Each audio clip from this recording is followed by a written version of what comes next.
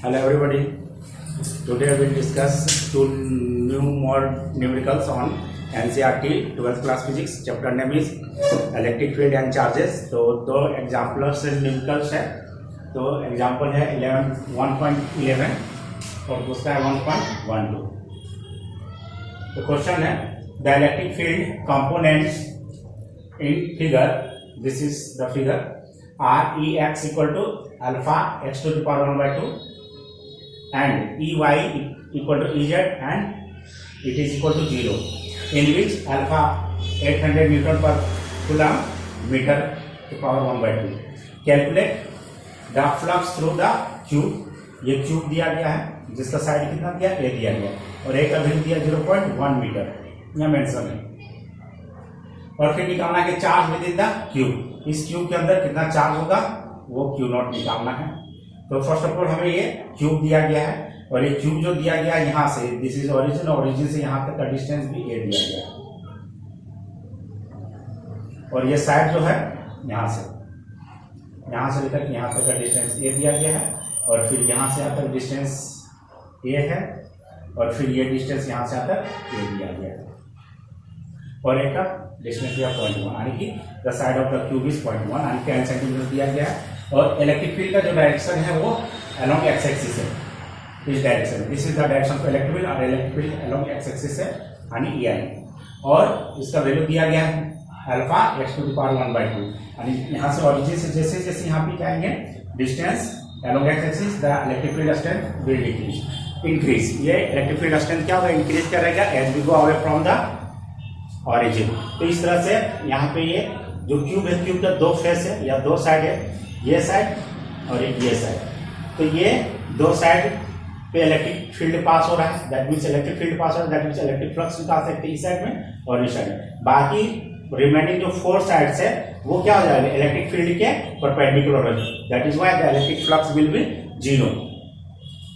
तो first we will find the electric field at the left surface. यहाँ पे electric field का क्या होता है, इलेक्ट्रिक फील्ड का डायरेक्शन इधर होगा, this is the electric field A x, that means electric field E L, यानी लेफ्ट साइड में इलेक्ट्रिक फील्ड कितना, लेफ्ट साइड में इलेक्ट्रिक फील्ड हो जाएगा अल्फा, और लेफ्ट फील्ड कितना डिस्टेंस पे, ए डिस्टेंस पे, तो उसका पावर 1/2 कितना हो जाएगा. And similarly electric field at this surface, यानी राइट सरफेस पे कितना हो जाएगा अल्फा, और ये डिस्टेंस कितना, डिस्टेंस पे ए प्लस ए, दैट मीन्स ये 2a की डिस्टेंस में, तो 2a का पावर 1/2 हो जाएगा.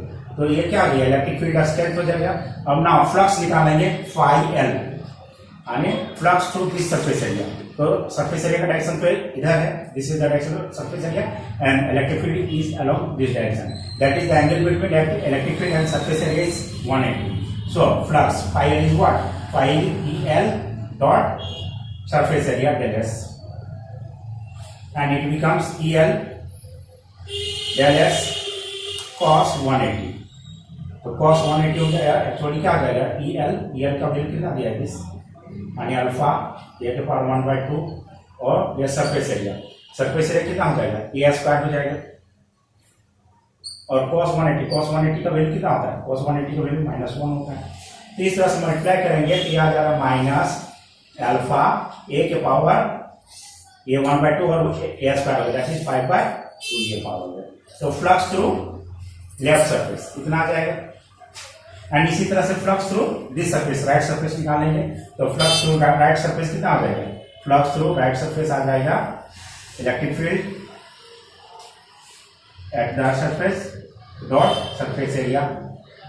तो ये सरफेस एरिया का डायरेक्शन ये है, इलेक्ट्रिक फील्ड का डायरेक्शन बीसी हो रहा है, तो दोनों के बीच एंगल कितना होगा, 0 हो जाएगा, that is E R surface area del S हो जाएगा, और cos 0 डिग्री हो जाएगा.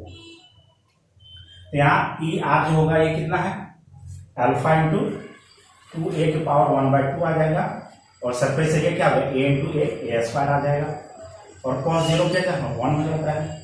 तो यहाँ से इसका सॉल्व करते थे, अल्फा जा रहा है, और यहाँ पे कितना आ जा रहा है, √2, क्योंकि 1/2 पावर दोनों में है, और a के पावर कितना आ जाएगा 5/3. तो this is the flux through right surface of the cube. तो यहाँ पे ये दो अलग फ्लक्स हो गया, तो टोटल फ्लक्स है नेट फ्लक्स कितना हो जाएगा, तो नेट फ्लक्स हम लोग यहाँ निकालेंगे. नेट फ्लक्स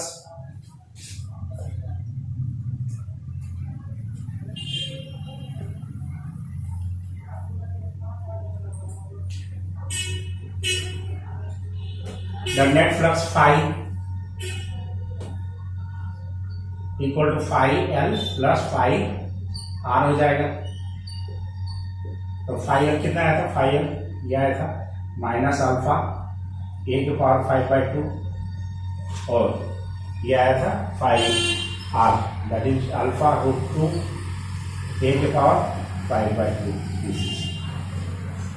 तो यहाँ से क्या कॉमन हो जाएगा, अल्फा कॉमन हो जाएगा, ए के पावर 5/2 कॉमन हो जाएगा और यहाँ से क्या बच जाएगा, रूट 2 बच जाएगा और -1 बच जाएगा। This is the net flux. Total flux कह सकते हैं इतना आया। और सारा वैल्यू यहाँ पुट करेंगे तो हमें फ्लक्स निकल जाएगा। अल्फा का वैल्यू कितना दिया गया, अल्फा का वैल्यू 800, ए का वैल्यू कितना दिया गया, ए का वैल्यू 0.1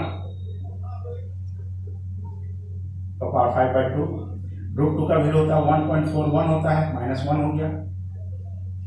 तो ये 800 हो जाएगा इंटू ये 0.1 कितना 5/2 आने की हो जाएगा, इसका स्क्वायर निकल जाएगा 0.1 का स्क्वायर इंटू 0.1 कितना आ जाएगा, तो ये हो जाएगा 1/2 दैट इज, और ये हो जाएगा 0.41।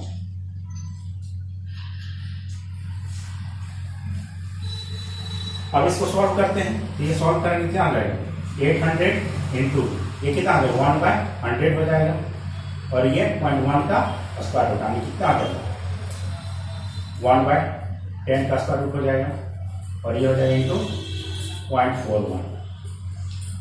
ये 2 0 2 कैंसिल आउट हो जाएगा।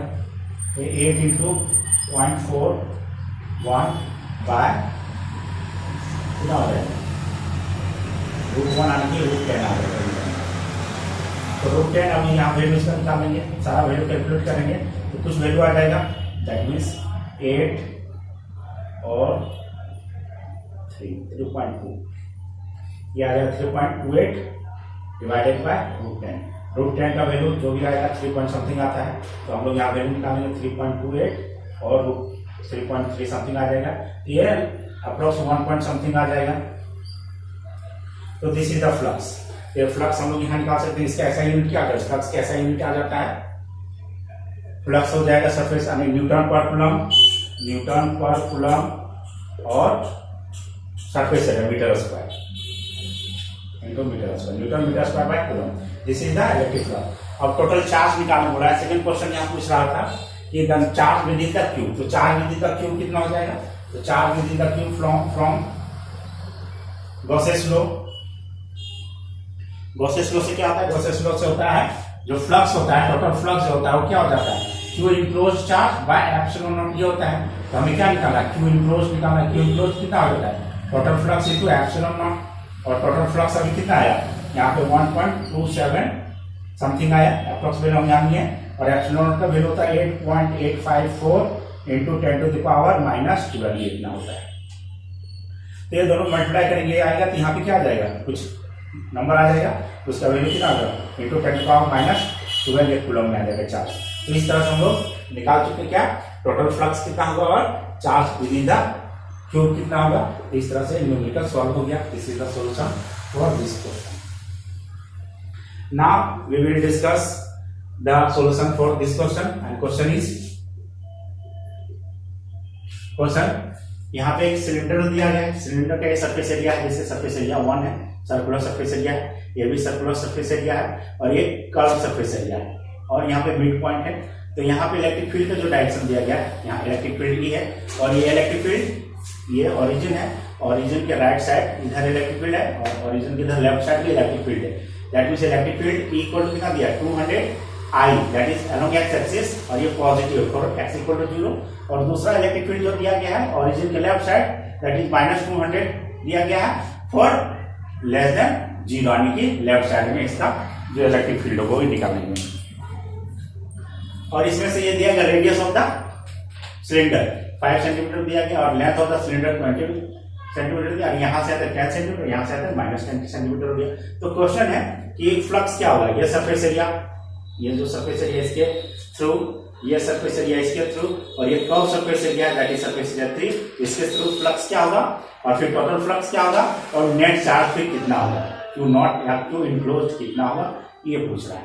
तो यहाँ पे सबसे पहले हम लोग फ्लक्स थ्रू सरफेस एरिया 1 निकालेंगे, सरफेस एरिया 1 है, तो फ्लक्स थ्रू, तो इलेक्ट्रिक फील्ड यहाँ पे दिया गया ई एल कितना दिया, -200 न्यूटन पर कूलम दिया गया यहाँ पे, और ये आई के डायरेक्शन में हो गया, और सरफेस एरिया डेल एस क्या हो जाएगा, डेल एस दिया गया कितना, ए स्क्वायर यानी कि pi R square, this is pi R square, pi का वैल्यू दिया गया 3.14 और रेडियस कितना दिया 0.5 सेंटीमीटर एंड 5 × 10⁻² का होल स्क्वायर, ये हो गया सरफेस एरिया।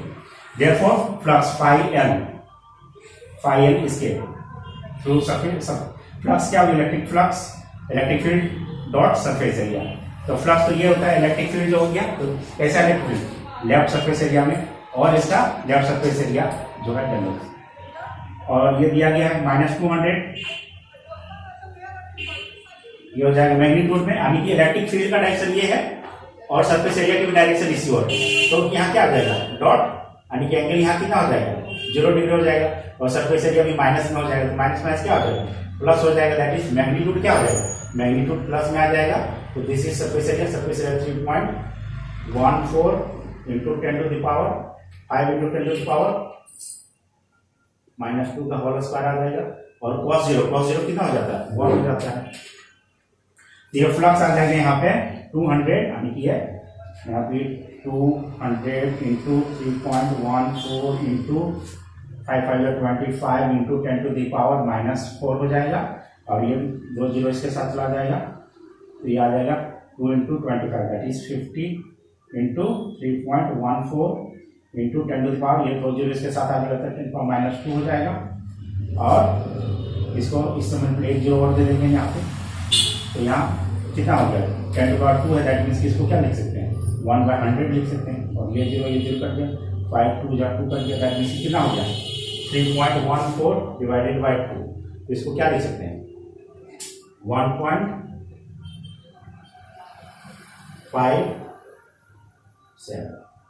1.57, ये क्या हो गया यूनिट आ जाएगा, फ्लक्स का जो यूनिट हम लोग यहाँ लिखे थे, फ्लक्स का यूनिट क्या लिखे थे न्यूटन पर coulomb metre square, this is the flux 1.57, तो इस सरफेस एरिया पे फ्लक्स आ गया 1.57, फिर सिमिलरली इस सरफेस एरिया 2 पे भी फ्लक्स क्या होगा सेम आ जाएगा, दैट इज पाई आर में क्या हो जाएगा, इलेक्ट्रिक फील्ड का डायरेक्शन ऑपोजिट है, दैट इज 200 दिया गया, बट मैग्नीट्यूड इज सेम है, तो कितना हो जाएगा 200 × surface area, that is pi R square, और ये वैल्यू सेम हो गया 1.57 newton coulomb inverse metre square, तो ये हो जाएगा flux through this surface, that is right face of the cylindrical surface, और ये कर्व सरफेस एरिया का डायरेक्शन क्या है, this is the direction of curve surface area and the direction of electric field is this, so the angle between surface area and electric field is 90 degree, so flux through the curved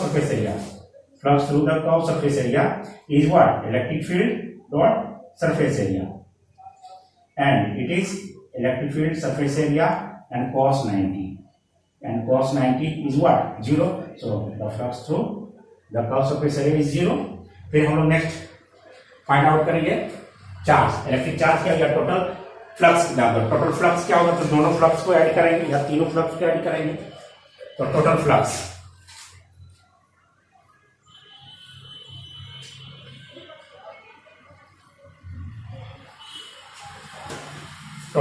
या net flux will be phi equal to what, pi L plus pi R plus pi C, curve surface है, तो pi L जो है वो कितना 1.57 आया, पाई are भी 1.57 आया, और ये 0 है, तो दोनों को ऐड कर देंगे, तो जो वैल्यू आएगा वो कितना हो जाएगा 7 7 14 5 10 और 111 283 3.14 newton coulomb inverse metre square, this is the total flux. And next question C, that is net charge is what, तो from Gauss's law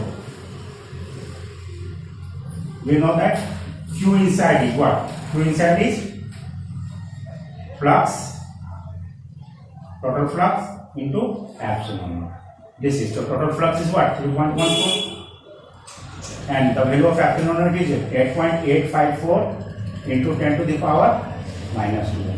So solving this we get the total charge enclosed in the surface area या cylinder. तो ये दोनों को multiply करेंगे, जो भी value आएगा वो क्या होगा, कूलम में आएगा, जो कि सरफेस चार्ज इनक्लोज चार्ज है इन अ सिलेंडर। एंड ये हम लोग निकाले तीनों सरफेस एरिया में फ्लक्स बारी बारी से निकालें, इसके बाद से फिर क्या चार्ज इनक्लोज होगा वो चार्ज इनक्लोज के अप्लाइंग गॉसेस लॉ। इस तरह से ये दो न्यूमेरिकल्स का सॉल्यूशन मैंने डिस्कस किया। तो ये वीडियो कैसा लगा आप जरूर से जरूर कमेंट बॉक्स में बताएं। Thank you.